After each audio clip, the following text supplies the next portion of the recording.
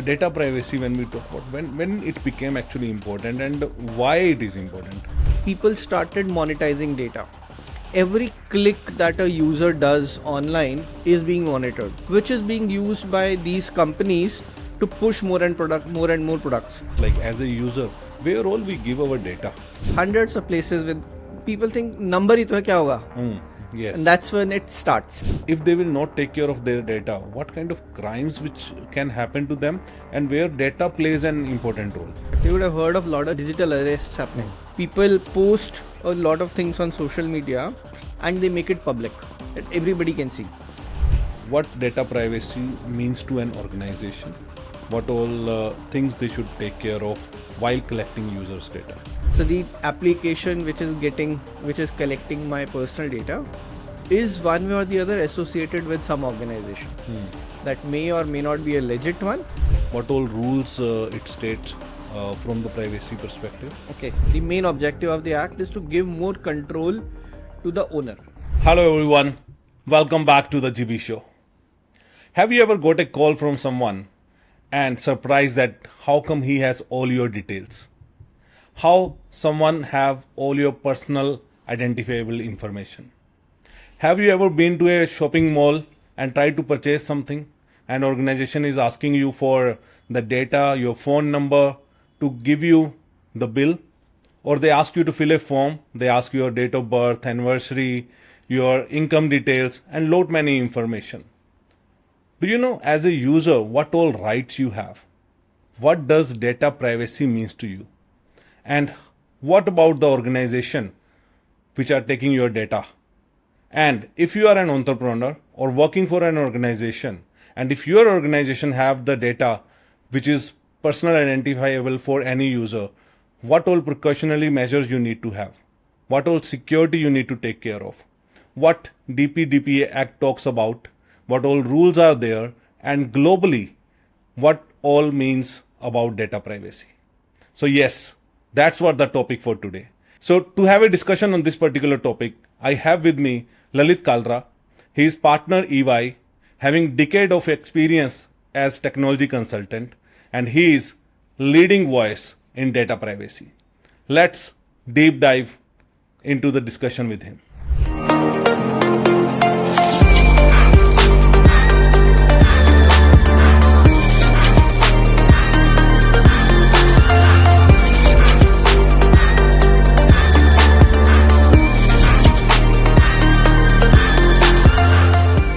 Thank you, Gaurav. It is a pleasure to be here. Same here, Lalit, and I hope your journey to Mumbai was great and you are liking the atmosphere overall here. It's very good. I've been here a couple of times, but this is good. Okay, great, Lalit. So to start with, for my audience, I will like you to tell them that what is your overall experience in the industry have been and why data privacy and how it is important for any user. So my audience is all here to interact and give a bit of your introduction and about data privacy.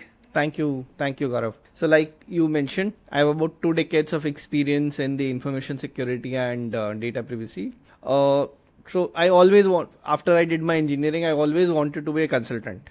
And that was the first goal which I accomplished after I completed my MBA.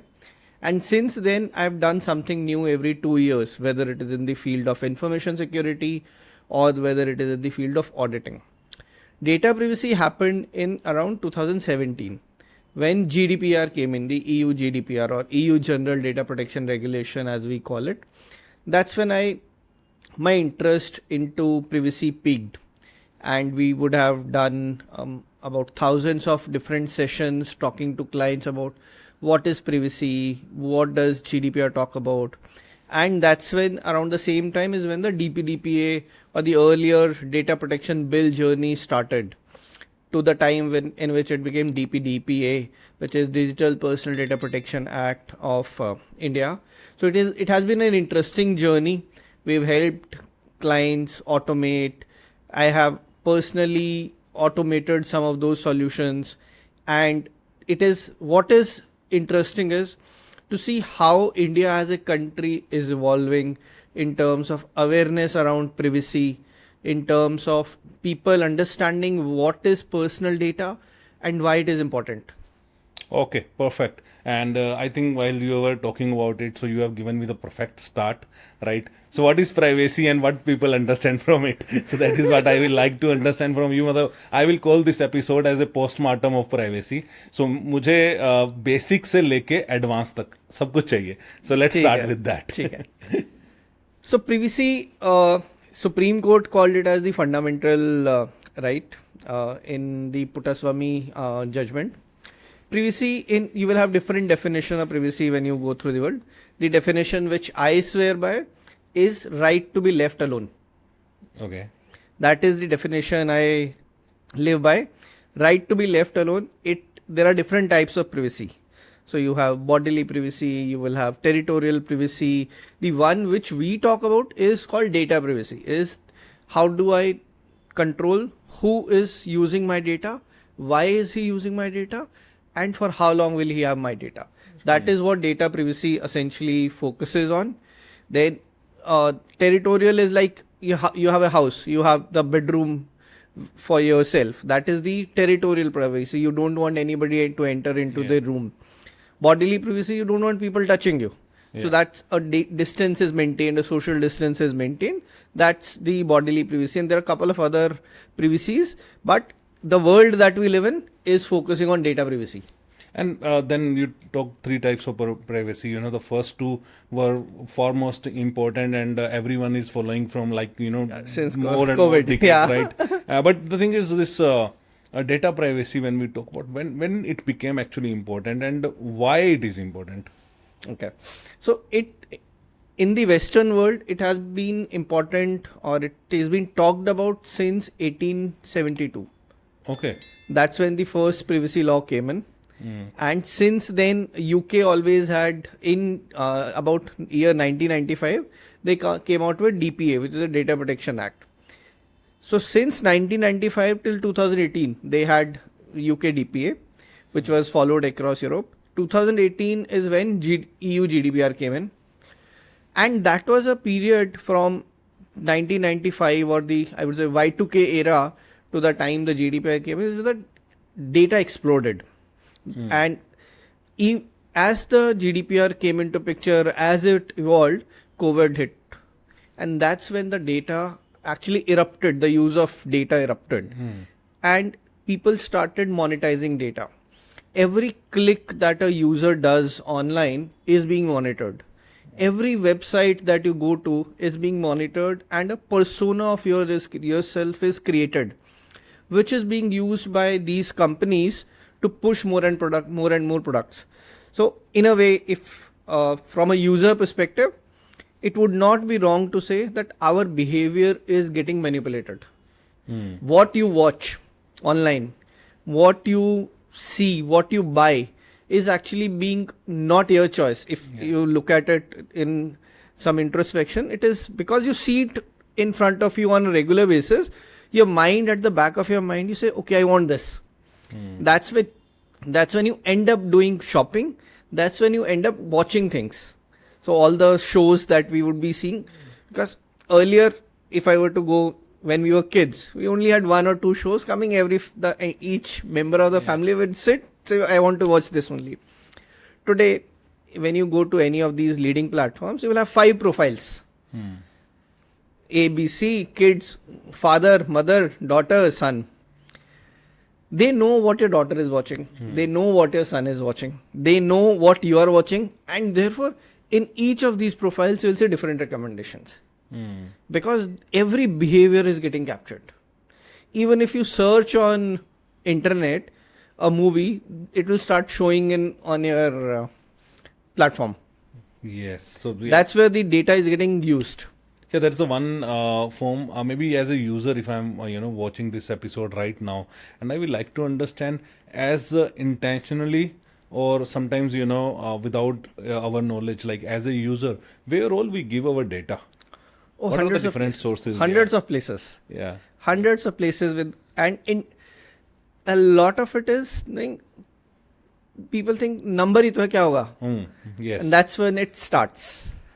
So yeah, I'll give a recent example. Yesterday I went shopping with my wife, and in the store there was an individual who was clicking photos and making videos.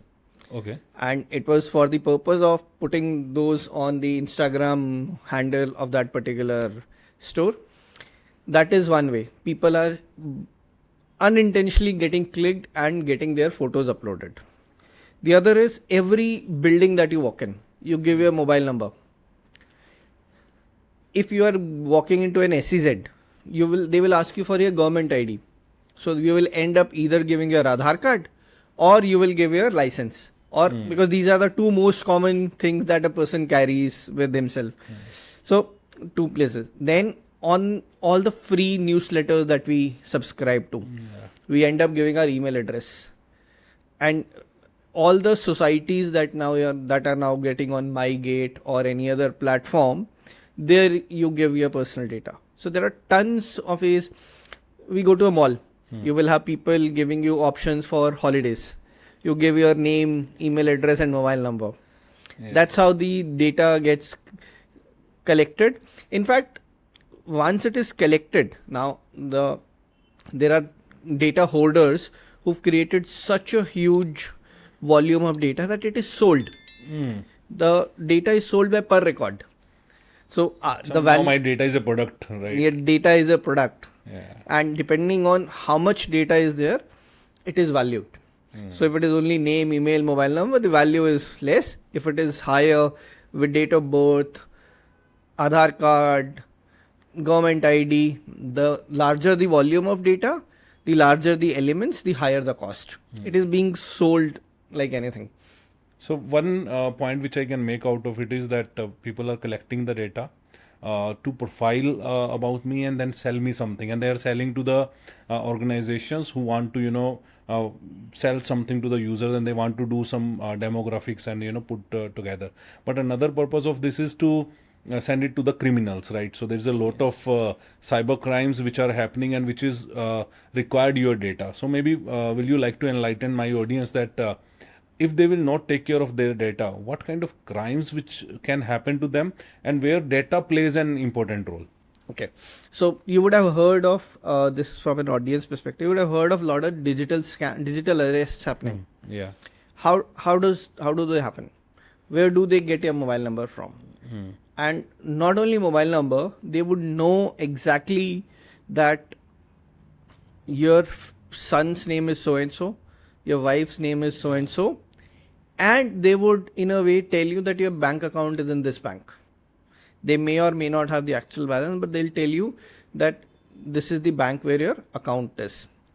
And there are ways of collecting. So you have social media.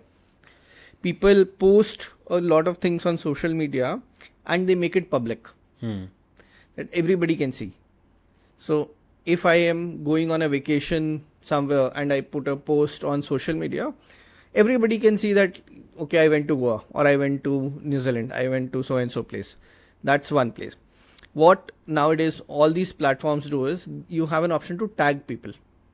So when you tag, you will tag your wife, you will tag your kids if they are of elder age, and that's how you create a profile not for your friends and family, but for the cyber criminal also. Now what he's got, you took a vacation, you went so on and so, and these are your family members. That's one place. The other is all these applications that you have on your phone. They collect a lot of data. And what happens is, because of ignorance, people give all permissions to them. Yes. Earlier we used to have next, and you get all the permissions on your. So what happens is, they'll get access to your contacts. So they'll know who is the person who you are talking most frequently to. They will have access to your photos. They have access to all the other applications or the storage media on your device, which they can have access to.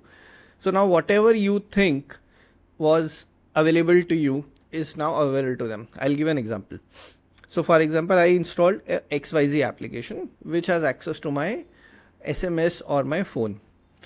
I make a bank transaction. The bank sends me a transaction is successful. You have balance of so and so. If he has the cyber criminal has access to my messages, he knows what is in there in my bank account also. Yes. And the number of credit card that I hold. So that's how a persona is created by a cyber criminal which is then sold on the dark web. Perfect. So like means users need to take care of their data. So Yes. there are two things which I am getting into. One, I will come later where like, how users should protect themselves, because when they are installing some apps, so there are some are from the authentic developers, which I know maybe the, registered organizations, and some are maybe from criminals, or someone has, ad hoc made an application and taking your data if you're not taking the control of that.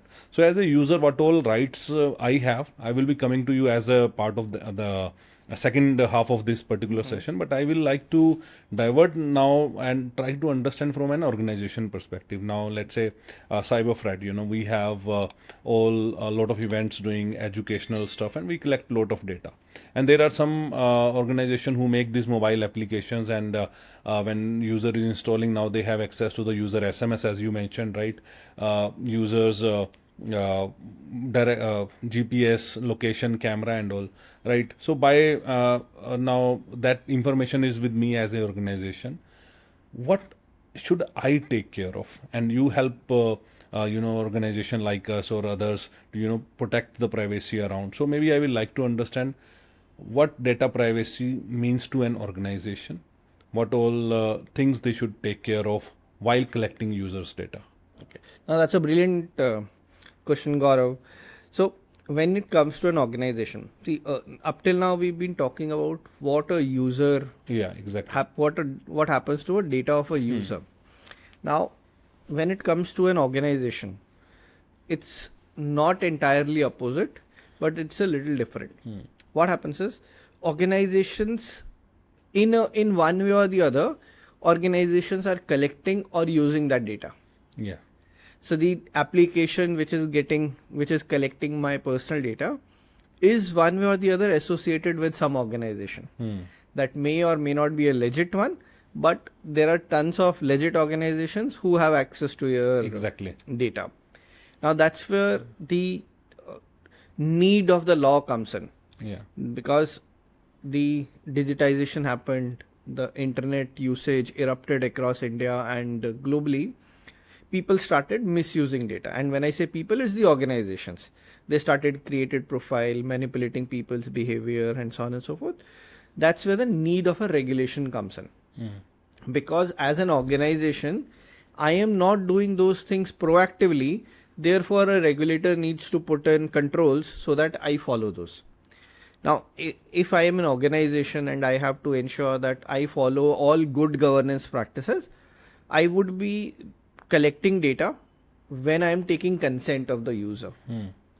We'll talk about consent in detail, but essentially, whosoever users data I am collecting, I ask them or tell them that I am collecting your data for so and so purpose. When I say so and so, whether it is marketing, providing services, analytics, and so on and so forth. And then what would I, once I am data is in my ecosystem, how long do I retain it? Do I retain it perpetually, or do I retain it for 5 years, 7 years, or till the time my purpose is not getting fulfilled? The next is, who all do I share it with? Because in today's cyber world, there are a lot of supply chain attacks which happen. Which all third parties am I sharing my data with? So that is important from an organization perspective. Then the last part is, what control am I giving to the user? Can I simply say that you've given me your consent, I will do whatever I want? Or am I being transparent in telling the user, okay, you have certain rights, you can come to me, I will help you fulfill those rights.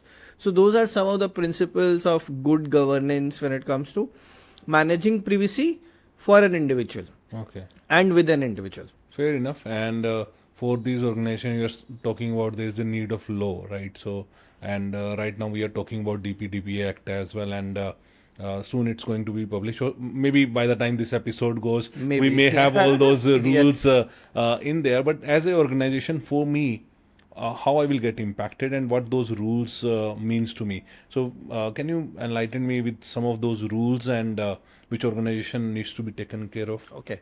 So before I answer that, Gaurav, we'll have to look at the applicability of the Act. Okay. So the Act is Digital Personal Data Protection Act.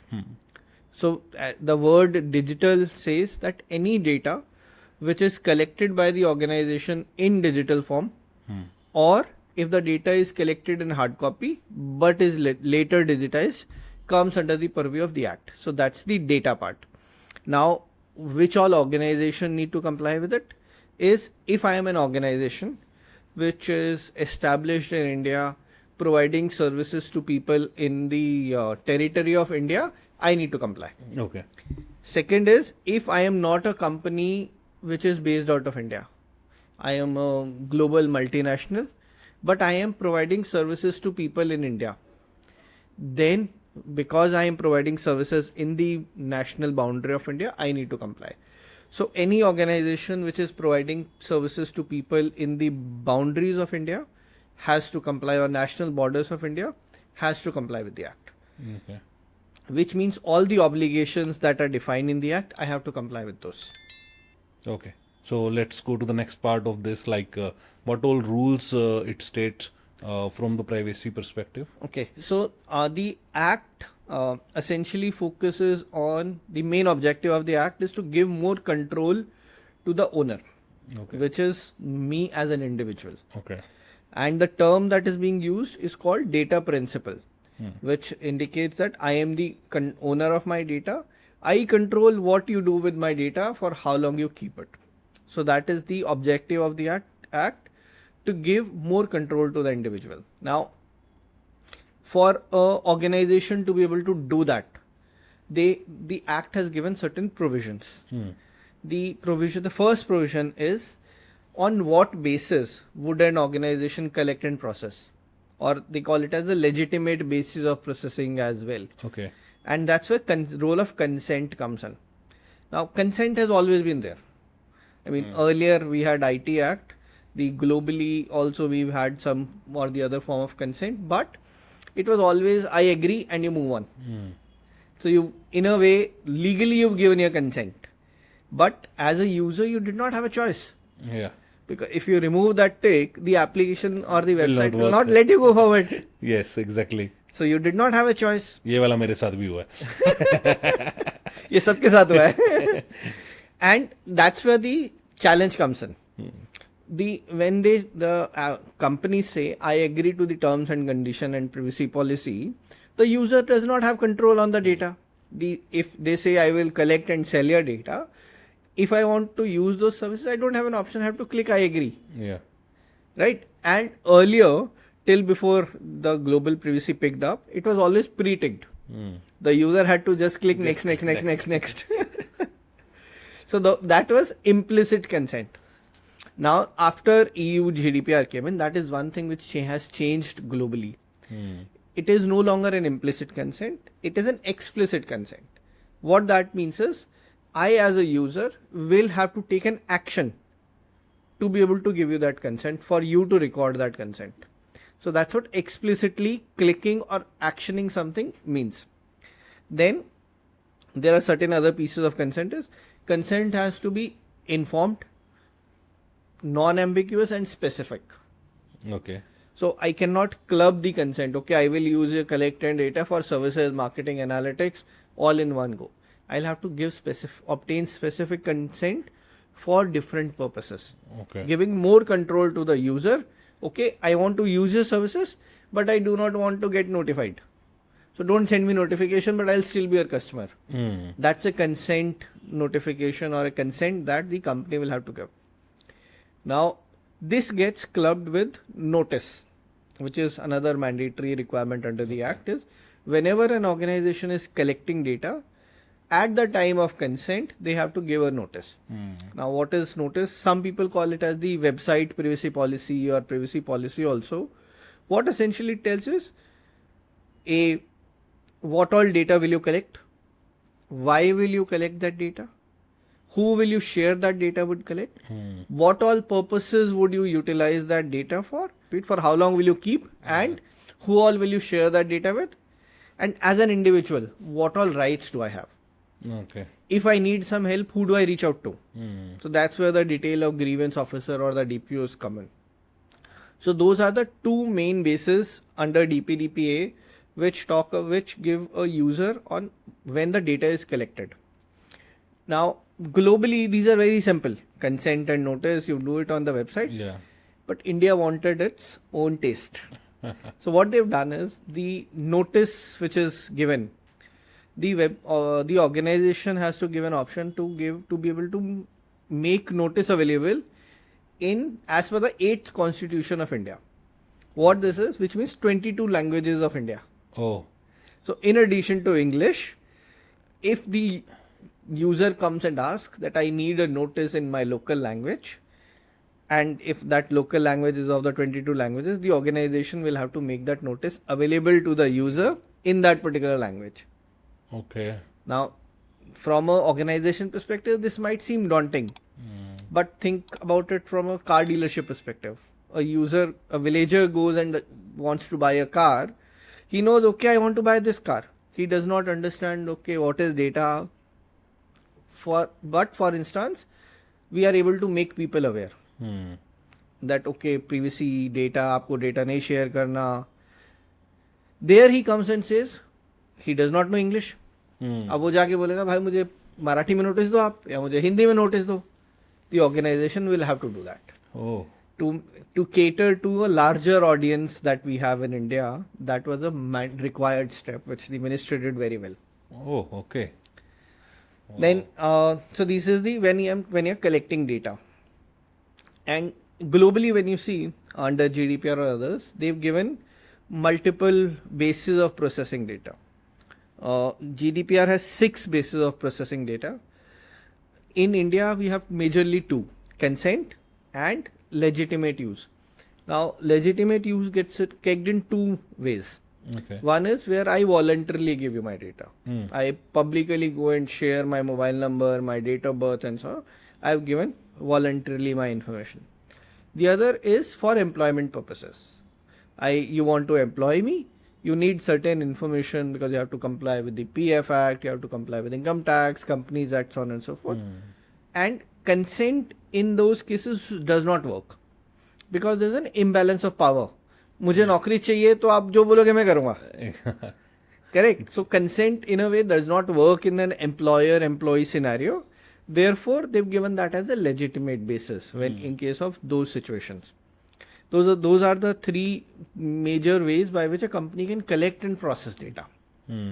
Perfect. So company has got the data that we are talking about, and then when we go through these rules, and it's also giving me so much food to thought. Okay, how I should protect this data and what all I need to do. And as a organization, I have no idea about it, and then I will come to you and I ask, like, Lalit ji, how you can help me, right? And so if a organization like me or any big organization, any MNCs comes to you and say, now I want to implement these rules, and I want to comply that my users, when they ask me to if I have given you the notice and if I have given you the consent and you use the word legitimate information, you use it in that way. How you will make an organization or enable an organization to do the same? So what all things you will ask me to take care of it, how the journey will start? So before I answer that, Gaurav, let's this from an audience perspective, let's understand what are the key parties that are involved as per DPDPA. So there are 5 key parties in the entire ecosystem when it comes to DPDPA. The first party is data principal. It is the individual whose data is getting processed. So it is people like you and me. हमारा data है, so we are the data principals. Yeah. The other entity is data fiduciary. Okay. Or what we've been using the term organization. It is a data fiduciary. Data fiduciary कौन है? Data fiduciary is the organization which is defining the purpose and means of collecting and processing the data. So the organization which collects and defines, I need this data for this purpose, and this I will collect this data online or through a form. I become a data fiduciary. Under DPDPA, there is another subset of data fiduciary called as significant data fiduciary. Now this will be a category, ये government बाद में define करेगी who will fall under significant data fiduciary, who will not.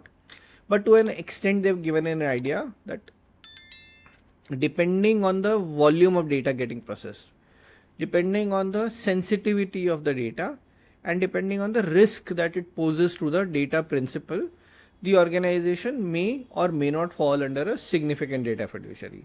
So large conglomerates, large companies dealing with large volume data, sensitive data might fall under significant data fiduciary. So these are the three parties. The fourth party is a data processor. It is common across the world. It is the organization which is doing something on behalf of the fiduciary. Okay. मैंने आपको contract दिया, you will follow my contract and do it on my behalf. You are a data processor. Fifth party is data protection board. Okay.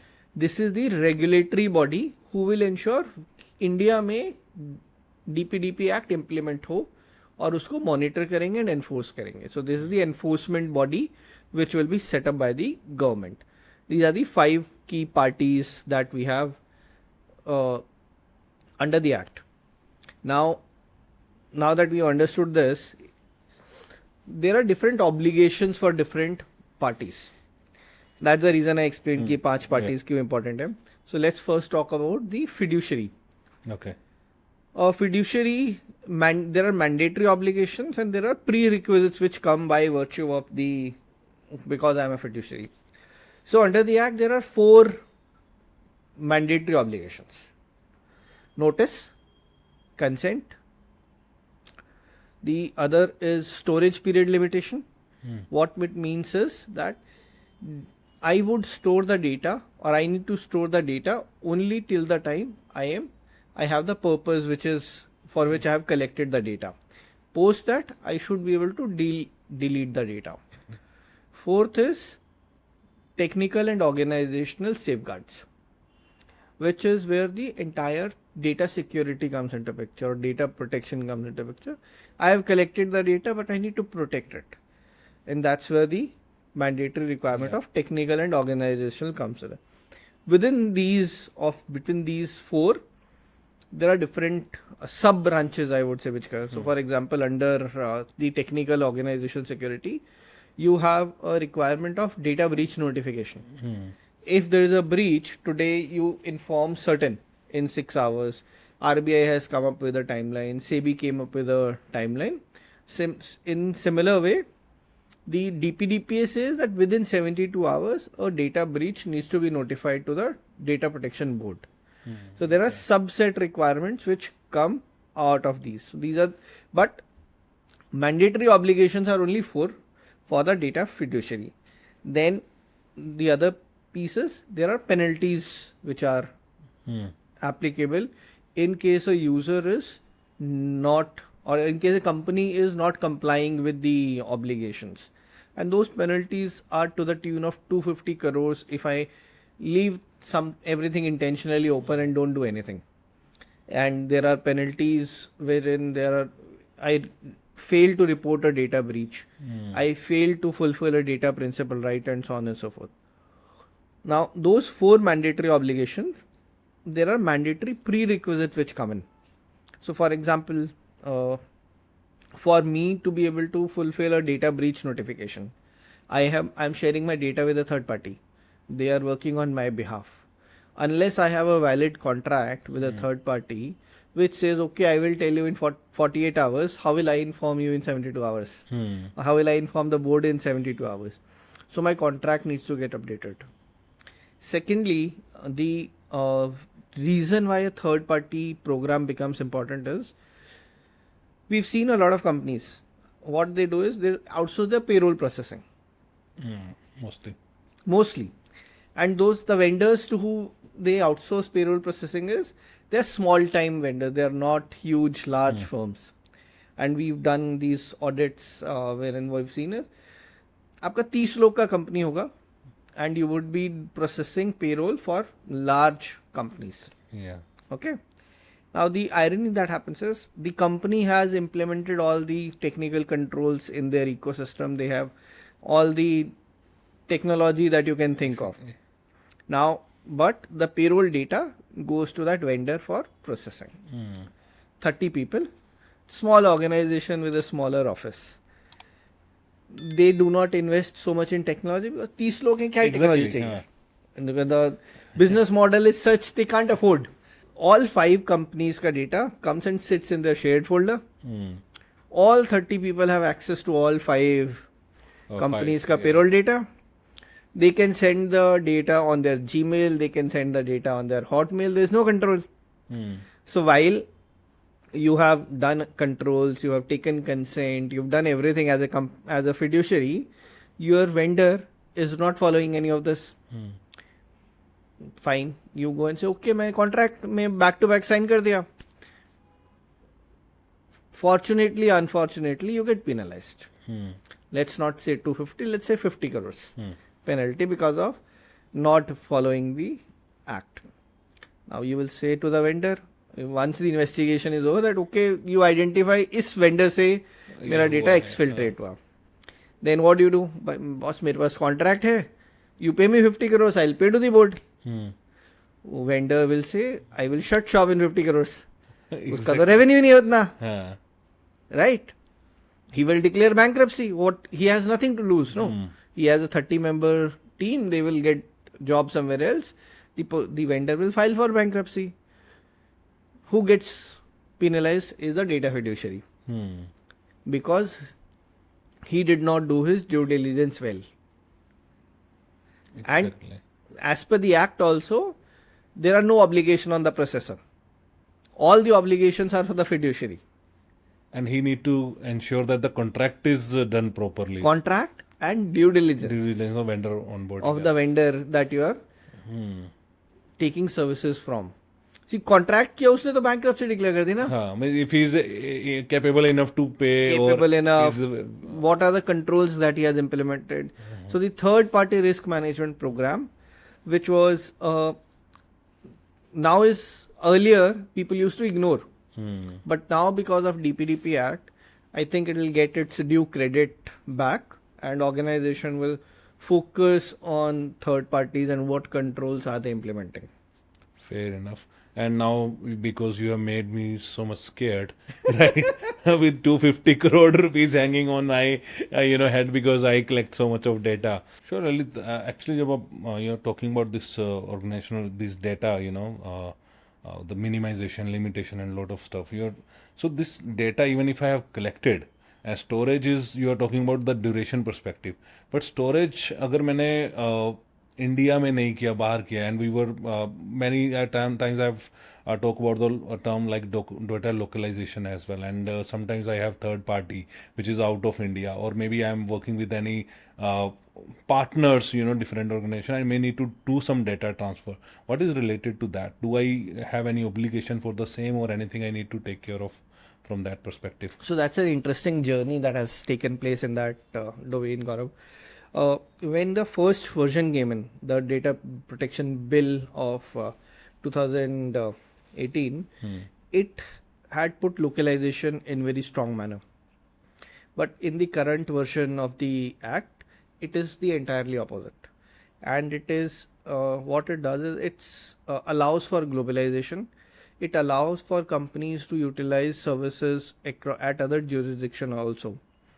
What the stand that the government has taken is that instead of whitelisting countries, they will do a blacklisting approach. Okay. Wherein the government will share from time to time the list of countries which are blacklisted where the data cannot go.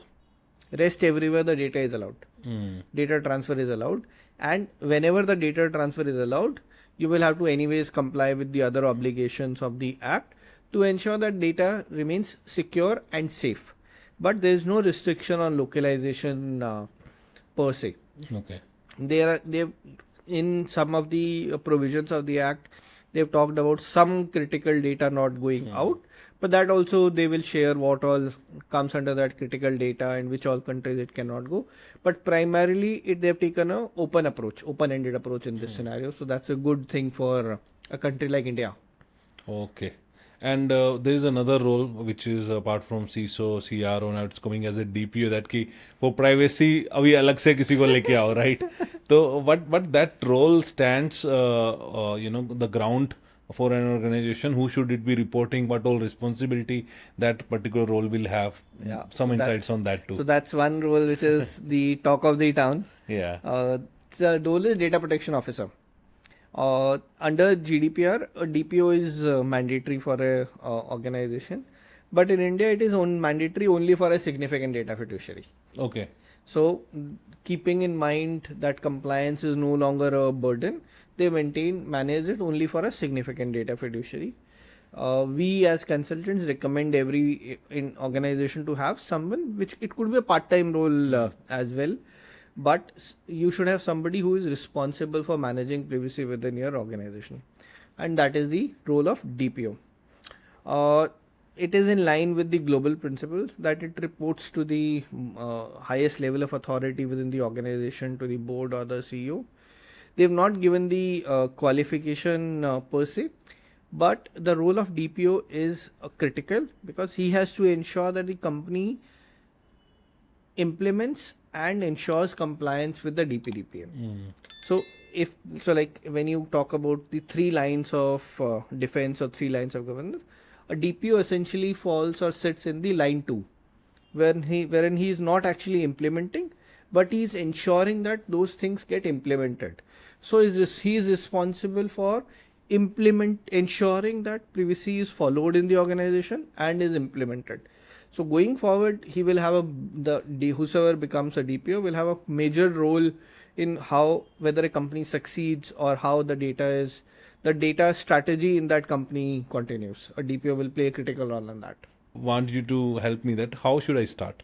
What as an organization, what should be my first step? Because I want to comply and I want to ensure that my data is always with me and it's not going beyond my vision and I have full control. But right now I don't have visibility, right? I don't know which vendor has which data, which server has which data, and what is there any framework which I can follow? Yes. So luckily we are at a stage wherein some countries in the world have done this and they've done it well. There are learnings from each of those, and there are certifications or the governance bodies also who have taken time to research, and there is enough knowledge available. Having said that, the journey for every organization is different, will have to differ. But when I go and talk to an organization, the first step that I do is try and understand where do you stand today. See, if you look at it an organization perspective, they have some process, one or the other processes implemented, which is getting followed. That process may not be 100% aligned with the law, but you have a process. I will collect data, that data will get collected, will go into this server, is server pe access controlled hoga, only 2 people will have access to it. So that's a control. So in my view, none of the organizations are at zero. They will have one or the other control, whether the control is automated or manual. That is depending on the size of the organization, but control hoga. Whichever company is collecting data. Now, the first step is to assess where do you stand today. Okay. With respect to the act. There are obligations on the data fiduciary, there are obligations on the significant data fiduciary, and there are data against all those controls. Where do you stand today? The act says, okay, you have to take consent. Are you taking consent? The act says capability to give notice in 22 languages. Do you have that capability? First is doing a dipstick assessment on where do you stand today. A lot of companies will say, assume I'm at zero, but that's not the case. Because every individual, when we entered in this building downstairs, they were collecting data, which means they have a process to maintain physical security. Right? It may not be as fancy as we will have at other places, but they had a register, you will have to enter the names and then only you will enter. Therefore, it is important to assess where do you stand today. Create a baseline. Okay, I am at this level right now. For me to comply, I need to take 10 more steps and reach at this level. So it helps you create a roadmap. And the roadmap is aligned with the DPDPA. And that's where the next stage comes in is, for me to be able to do DPDPA or comply with DPDPA, what all do I need? I need somebody who will own it. within my organization, you would need somebody who has to drive it, who will go after individual businesses, go after security, go after IT, and drive it. We call it as the privacy office. So you will set up a privacy office with specific roles and responsibilities. And typically this will be a multifunctional office. You will have people from HR, you will have people from finance, IT, security, which will form a part of your privacy office. Now, once you've done that is where their job starts. They will have to create a framework or a boundary within which this company will implement privacy or follow privacy. Okay. That is where your policies and documentation comes in. You will have to have a privacy policy note which will tell you, okay, on my website, this is what I will put, this is what I will follow internally, this is the type of vendor who I will share data with, this is the how long I'll retain data with, and so on and so forth. That's my privacy policy. Then there for relevant areas, you will have different documentation. Essentially, you will design the privacy framework that you would implement within your organization. Now, we've assessed, we've created a roadmap, we've created the documentation, हमने कागज बना लिया है. अब कागज मेरे किसी काम का नहीं है from a CEO perspective जब तक वो implement नहीं हो रहा. Correct? Now, how will you go about implementing? There are two parts to it. The first is I need to know where all is my personal data. That is what you started with. मुझे पता ही नहीं data कहाँ का है, किस vendor के पास data है. Correct. But if you look at the act तो आपको नहीं बोलता कि आपको पता होना चाहिए. एक्ट ने तो बोला कंसेंट लो, नोटिस लो, स्टोरेज पीरियड लिमिटेशन करो, टेक्निकल कंट्रोल डालो. एक्ट ने नहीं बोला. That's where this becomes a mandatory prerequisite. Exactly. For you to be able to know and collect and give notice, आपको पता होना चाहिए what all data is getting collected. So that's where discovery comes into picture. Okay. You need to search within your organization, whether through automated means, manual means, or any other means, hybrid ways, कि मेरा data है कहाँ कहाँ. और the other way, मेरे पास क्या data है. Because we've seen cases, a lot of times people don't know what all personal data they are collecting. They run campaigns and they collect tons of data, and then data lies somewhere in some server which people forget. The campaign is over, people forget, the data is just lying there. So the shadow IT component that we used to talk about, there is tons of personal data which is lying there. So you need to first discover क्या data है, कहाँ पड़ा हुआ है, वो data मुझे चाहिए या नहीं चाहिए. Whether do I needed this or not. Then my next step starts is I've created my policy. Based on discovery, I will, if required, I'll update that. Then I will start implementing. For example, I have 5 websites. At those 5 websites, I collect consent and I store data. Now, a user can withdraw consent at any time, which means the data that my marketing team is taking, at any point in time, they should have the up-to-date data. Person who has withdrawn consent, that data should get removed from the marketing database. Now, this is the business need. You will have to create an architecture that, okay, website say data collect hua, it goes into one database, the other website data gets collected, it goes into the other databases, and so on and so forth. The marketing team data, or the data which the marketing team refers to, is in one database. That has to get synced with these 5 websites so that the marketing team gets up-to-date data. So many consent में define तो कि I will collect consent for marketing, analytics, and so on and so. Now I have to put that on these 5 websites. I have to tell my marketing team that okay, you will use data only from this server or database. You will not refer any other database. और अगर किसी ने consent withdraw कर लिया तो आप उसको नहीं भेजोगे. So that all training I will do. That is a part of my implementation stage, wherein the controls which are defined are implemented on ground. Then, so for example, the other example is data classification.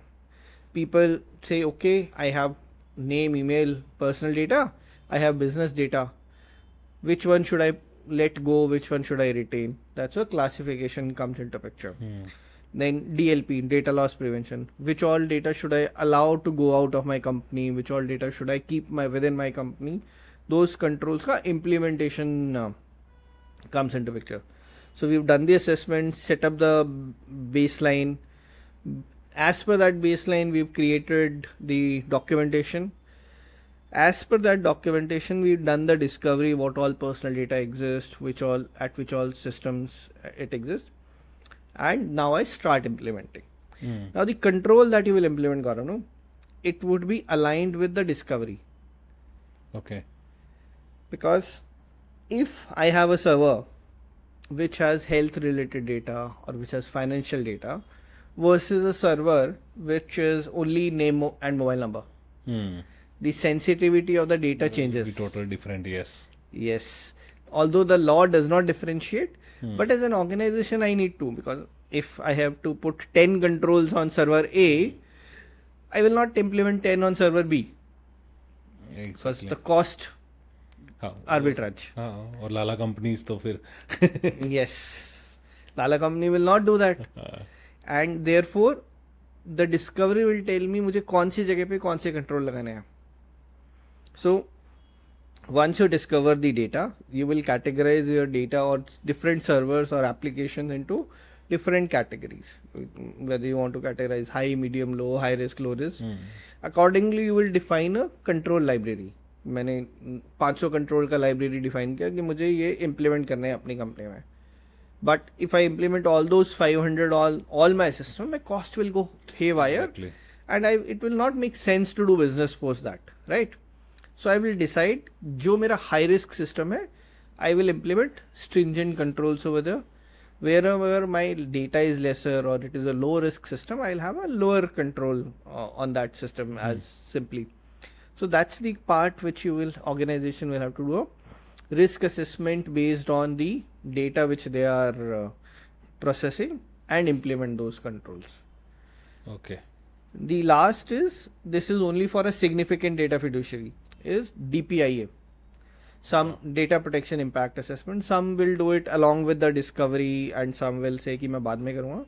Essentially, but this is a mandatory requirement. मतलब क्या है इसमें impact में? So we used to do risk assessment when we were doing ISO 27001. Yeah. That's the reason people understand this terminology. It is similar to that, but you do it for privacy in mind. So the part which I talked about, high risk, low risk, medium risk, this can be a part of your DPIA. Okay. You essentially assess the risk on a particular application. According to the risk, you implement a control. For a data fiduciary, it is not a mandatory requirement, but for a significant data fiduciary, it is a mandatory requirement. मतलब अभी में पता नहीं है कि वो कौन होंगे. कौन होगा, but उसको ये requirement तो करनी है. Okay. But people say that okay, मैं significant होगा तब करूँगा. I believe it is not that case. आपको otherwise, if you don't do DPI, you'll implement one control at all systems. Because आपने risk तो देखा नहीं. This will make your life easy, right? This will make your life easier. आपको पता है कि मेरे को रिस्क के हिसाब से आप कंट्रोल लगाओगे. आप एक ब्लाइंड फोल्डेड कंट्रोल्स नहीं लगाओगे across all systems and application. That's why DPIA again becomes a mandatory prerequisite for a data fiduciary also. Then in the process, what we've not talked about up till now is the individual. We've implemented controls. One of the controls that a data principal is he gets rights or data principal rights. I have to create a process to fulfill those data principal rights. There are 4 rights that he gets in the process. Right to access, correction and erasure, right to grievance and right to nominate. 4 rights. Okay. थोड़ा इनको एक-एक को थोड़ा explain करते हैं अच्छे से. I'll explain those, but before in the implementation cycle only, the company or the organization will have to set up processes to fulfill these rights. And set up a process wherein proper notification goes to the individual whenever he raises a request and so on and so forth. So मुझे controls implement करने हैं, मुझे externally भी controls लगाने हैं to have this workflow in place to have this process in place that whenever an individual raises a request, I am able to manage it. The same thing you would do for your breaches. If there is a breach, how will you identify that breach? Once you identify, do you need to notify to the data protection board? If you need to notify, who will notify? बहुत बार होता है people know कि हाँ breach हो गया, mail भेजनी है, कौन भेजेगा? And I've seen this in when we help our clients manage incidents, they do not have an identified person who will send that email. And they don't know किस ID पे भेजनी है. आपने टेम्पलेट बना लेते हो, आप कंटेंट बना लेते हो, सब तैयार कर लेते हो, आपको ये नहीं पता कौन भेजेगा और किसको भेजेगा. So those are the small things which are critical for success of a privacy program. The last part in this is the implementing a third party risk management program. We discussed about this कि मैं कैसे उसको assess करूँगा periodically. Again the same risk logic applies here. अगर मैं same vendor, every vendor if I treat in the same way, I'll end up putting in more cost with less output. So I categorize my vendor as per risk and I assess them as per risk. Very simple. And accordingly my contract goes. Now coming to the data principal rights. The individual gets 4 rights. Right to access, right to correction and erasure, right to grievance addressal, and right to nominate. Now the first 2 are common across the globe.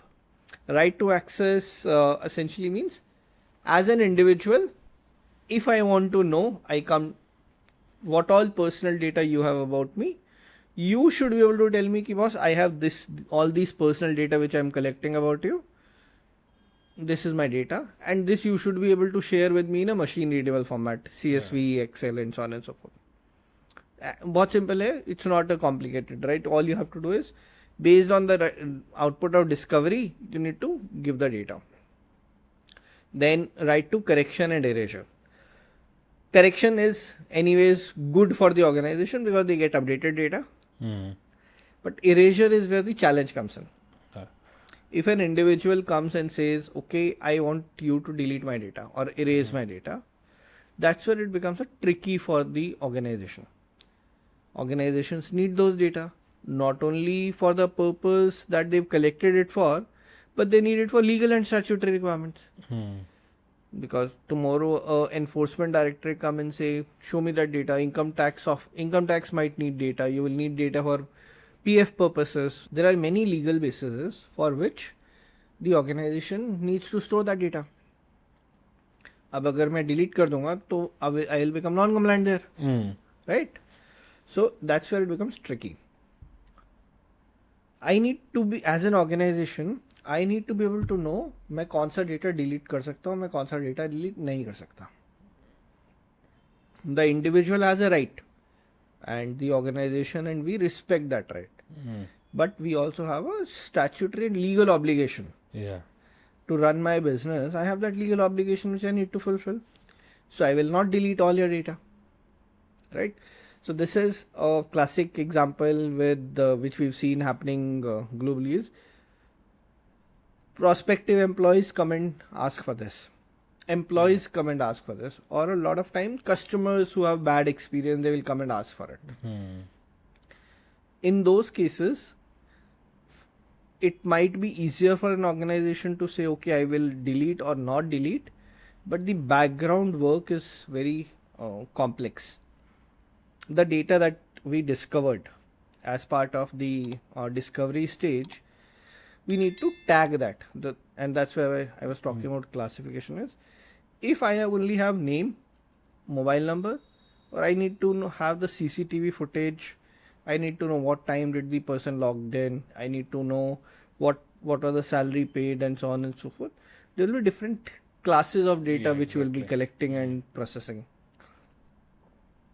Within that data, you will say, okay, I need salary statement for 7 years. I need to store that because income tax will come. I need to report it to PF. So even if the employee leaves and comes and asks me to delete, I cannot delete that data because I need that for my regulatory purposes. But there would, when as an organization, when an employee works with you, there are tons of additional data which you collect.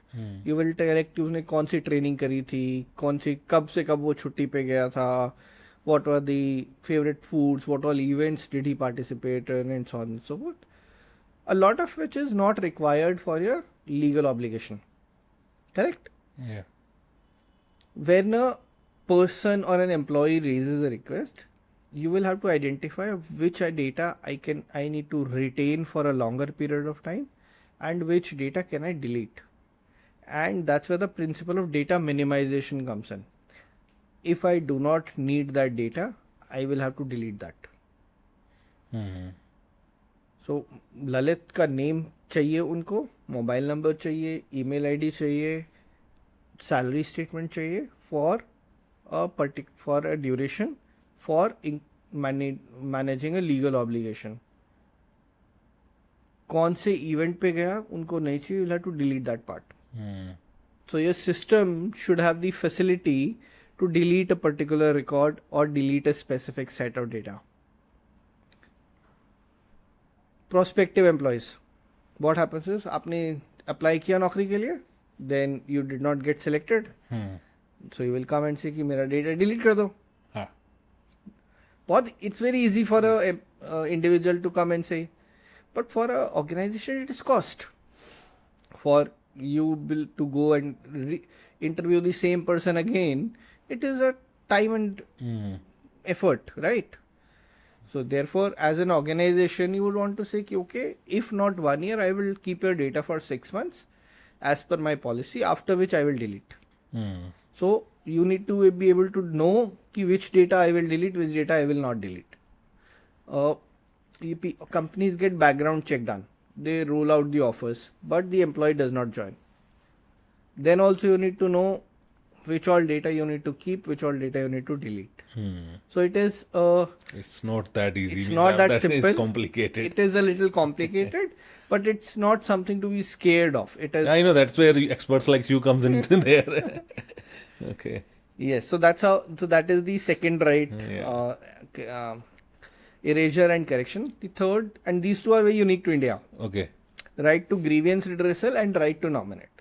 Okay. Grievance redressal comes into picture when my if the organization is not listening to me at all. You will have a data protection officer, you will have a grievance officer. I raise a request for erasure to a company. The company says, I am not doing anything, do whatever you want.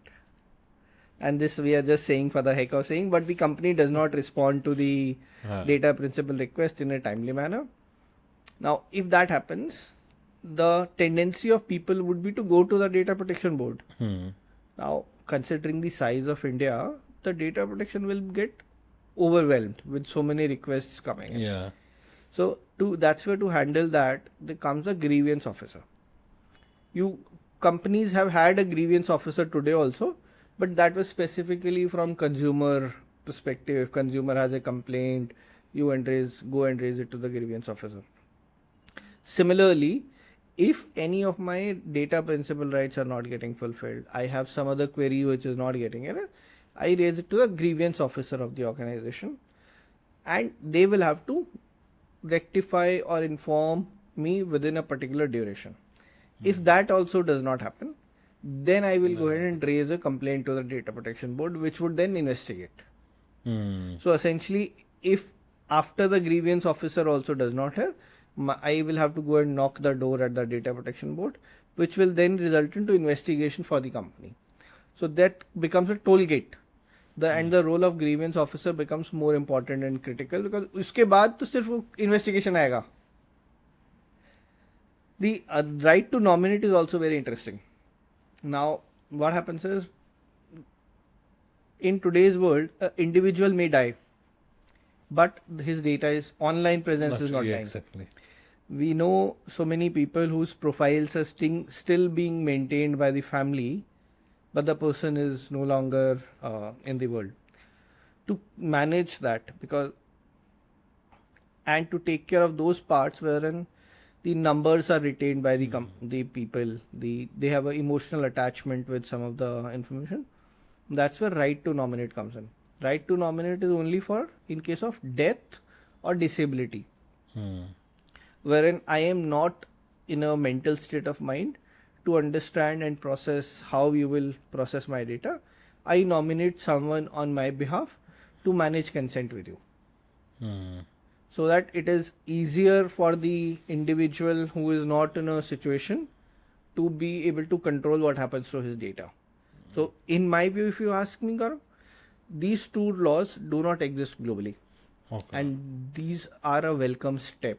Yeah, exactly. I think nomination one becomes important when you are calling social presence as a currency, like, Yes. the influencers, then Facebook, Instagram, all those profiles and your data which is with those companies. Correct. And if my successor or my daughter, my son, you want to use it after me, Yes. like, so that is where I think, because that is again a currency for them. Correct. That's as part of my will, it should be there. But I think that's a great step, and India is taking that first. That's good to know. That's very good right. step.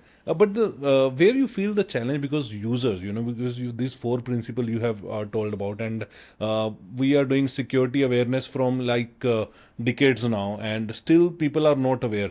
Do you think telling them about these privacy rights and making them understand, and is there any plan government already has on this with the act coming in, that how you will make user aware, or it's just for the organization that you take care of it?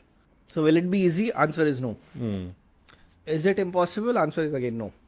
Okay. Yeah, but so if you see today, a lot of regulators, RBI for instance, does a lot in enhancing awareness of people about digital scams. For the longest time, we had that caller tune played on every number that you dial, that this could be a scam, and you need to dial 1930 in case of a cyber breach and scam. That is the extent to which we'll have to go in for privacy also. हाँ नहीं मतलब क्योंकि what we do when there is some crime, we tell people अरे digital arrest हो रहा है, right, सो बचे, किसी को ओटीपी शेयर ना करें. बट हम किसी को ये नहीं बोल रहे ना कि अगर किसी को डेटा दिया है तो उसको जाके बोलो डिलीट कर दे. हाँ, अभी नहीं बोल रहे. हाँ, सो क्योंकि दैट अभी आपके पास वो राइट अभी है नहीं है, तो आएगा. वो आएगा. तो and so based on whatever discussions we have done with the ministry also, they are setting up upskilling, train the trainer concepts, wherein user के लिए तो फिर भी एक जनरल अवेयरनेस करोगे आप. कंपनीज को भी नहीं मालूम कि मुझे इम्प्लीमेंट क्या करना है. हाँ, मैं उस पर आ रहा हूँ नेक्स्ट, क्योंकि मेरे को यही पूछना था. आपने जो बोला कि मेरे को डिस्कवर है, कंट्रोल है, चीज़ें हैं, तो what all challenges means what you foresee one for the organizations ki while implementing and before even implement, I think because there is no act at this point of time, how you convince them कि you have to implement this. right. और सबसे बड़ा funny जवाब क्या मिला आपको? मुझे पता है इंडिया में बहुत सारे लोगों ने बोला अरे नहीं यार मुझे नहीं चाहिए. नहीं, बहुत सारे कि अभी तो एक्ट है नहीं, जब आएगा तब बात करेंगे. That is the most common answer that we get when we talk to a client और ऑर्गेनाइजेशन की डीप प्राइवेसी है, let's you should do something. And this happens even when we've done assessment of their website policies. No, we told कि boss आपकी गड़बड़ यहाँ पे gap है ना, जब एक्ट आएगा तब बात करेंगे. क्योंकि उन्होंने खुद पॉलिसी नहीं पढ़ी है. उन्होंने खुद पॉलिसी किसी ने लिख दिया, नहीं तो आजकल तो चैट जीपीटी से लिखवा रहे हैं लोग. हाँ, प्राइवेसी पॉलिसी. करेक्ट. सो उन्होंने खुद पॉलिसी नहीं पढ़ी है. So when we were discussing with the ministry, it was a twofold or a two-pronged approach that they had. One is they need professionals who will implement it. The professionals can be from the industry, can be from consulting, can be from anywhere, but they need professionals जो उनको समझाएंगे company में जाके करना क्या है. So that was one approach that they had, that you set up train the trainer models, wherein we'll conduct trainings across government offices, we'll conduct training across private organizations also across India, and make people aware that this is so and so program that you need to implement. These are the mandatory baseline that you need to do. These are the additional that you need to do, and so on and so forth. So that was the one approach. The other was, how do you make people aware कि आपको question करना है. When you are sharing your data, you need to question. And that is the other, wherein mass awareness people. So that one of the objective or the thought process which came here, adding this as part of the CSR initiative for a lot of companies. The larger conglomerates that they have, if they put this in that CSR initiative, it will become easier to propagate this knowledge to larger ecosystem and the larger parts of the country, where to understand data is important, why it is important.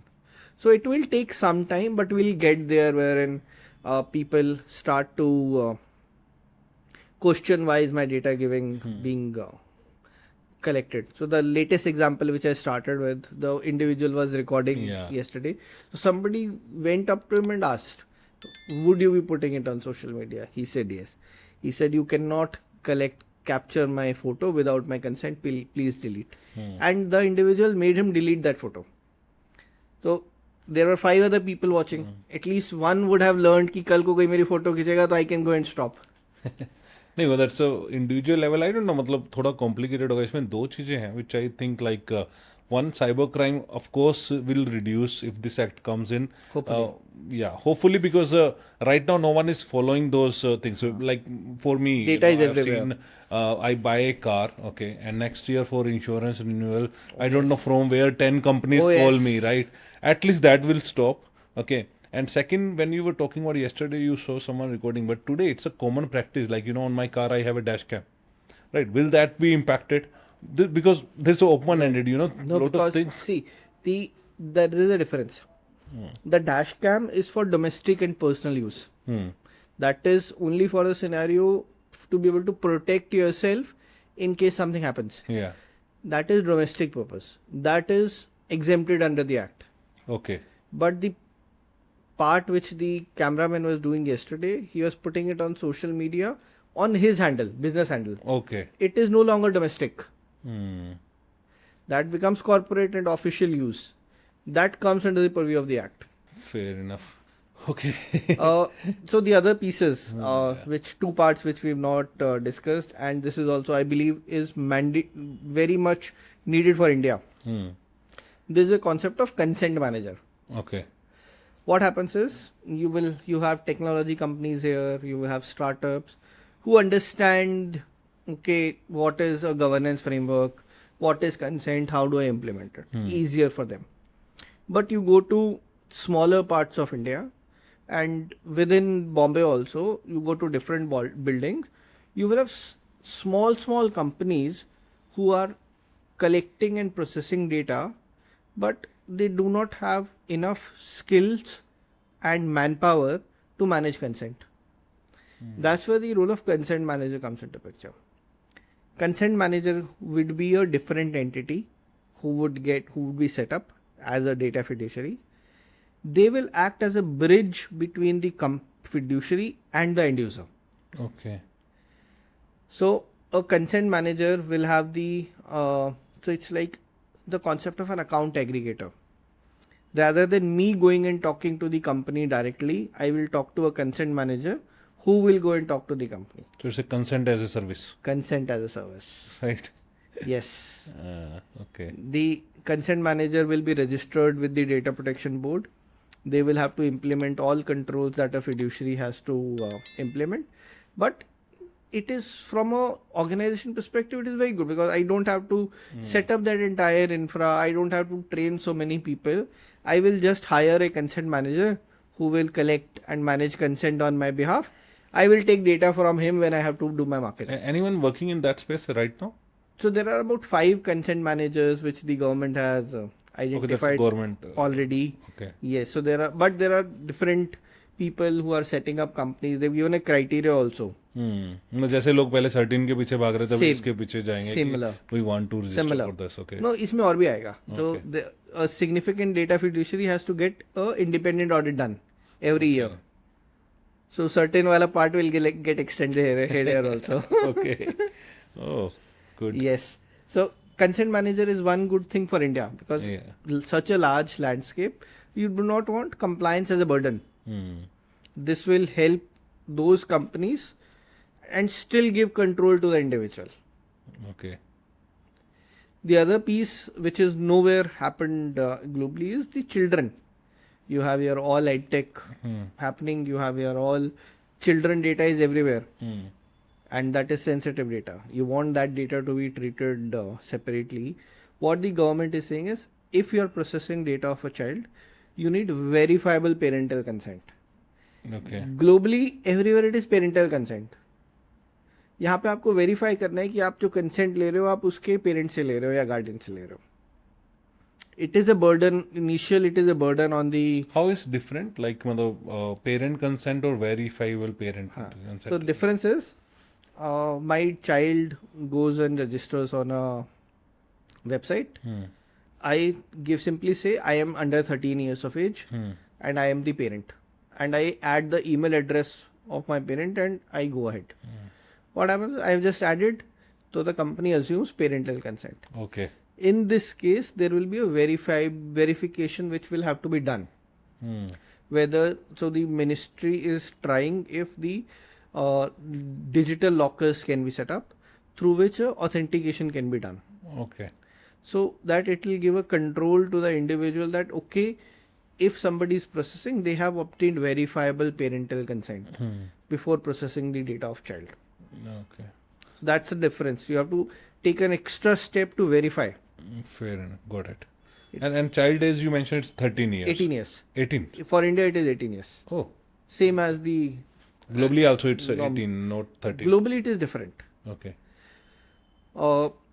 In certain countries, under GDPR, they've given 13. In certain countries, it is 16. California, it is 16. So globally, it varies. But in India, it is consistent, 18 years, because that's when you start to get into the voting rights. That's when you become an adult. Minor is 18 years, no? Fair enough. So it's the same. Good. I think great insights, Lalit. It was really insightful talking to you, and now I am feeling so heavy that I need to go back and do a lot of work, right?